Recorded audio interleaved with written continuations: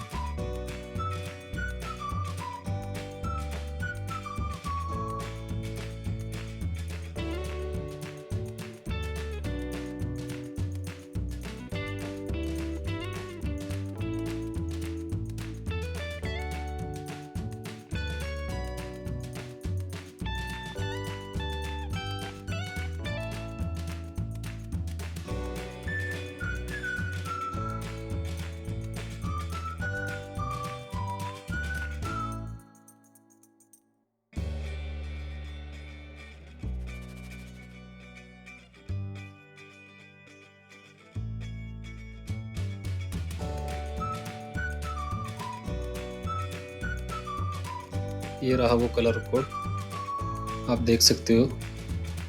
थोड़ा इस वीडियो को आप स्टॉप करके या फिर पॉज करके भी कलर कोड यूज कर सकते हो। अभी हम इसको RJ45 कनेक्टर यूज करके क्रिम्पिंग करके लेंगे और आपकी लाइन केबल रेडी हो जाएगी। फिर क्रिम्पिंग करते समय RJ45 connector and crimping tool कैसे यूज करना है इस वीडियो में आप देख सकते हैं।